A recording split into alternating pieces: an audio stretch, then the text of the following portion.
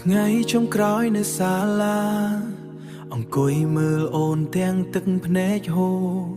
សៀវភៅចាស់ចាំងនៅលើដុនជាអនុស្សាវរីយ៍មិនអាចបំភ្លេចកាលពីមុនយើងដើរជាមួយគ្នាចូលថ្នាក់រៀនរាល់ព្រឹកមិនដែលខានសន្យាថាស្នេហ៍មិនប្រែប្រាំងតែថ្ងៃនេះអ្វីបានផ្លាស់ប្ដូររូបថតមួយសន្លឹកនៅក្នុងដៃរូបថតមួយសន្លឹកនៅក្នុងដៃរំលឹករឿងរ៉ាវកាលនៅជិតគ្នា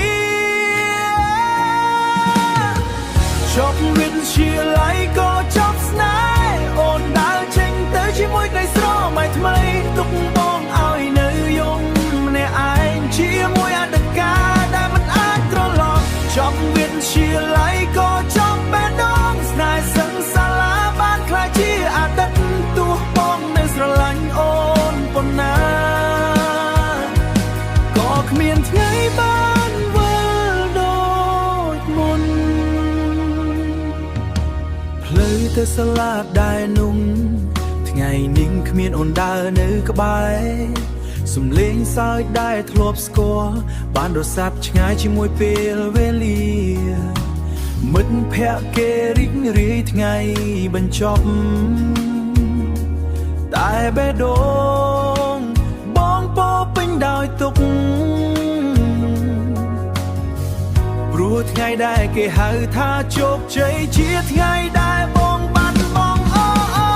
ចប់វិទ្យាល័យក៏ចប់ស្នេហ៍អូនដើរចេញទៅជាមួយក្តីស្រមៃថ្មីទុកបងឲ្យនៅយំម្នាក់ឯងជាមួយអតីតកាលដែលមិនអាចត្រឡប់ចប់វិទ្យាល័យក៏ចប់បេះដូងស្នេហ៍សឹងសាលាបានក្លាយជាអតីតទោះបងមិនស្រឡាញ់អូនប៉ុណ្ណា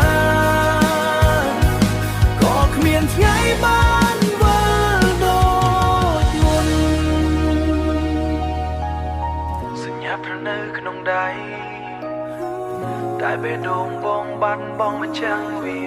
ចប់វិទ្យាល័យចប់ស្នេហ៍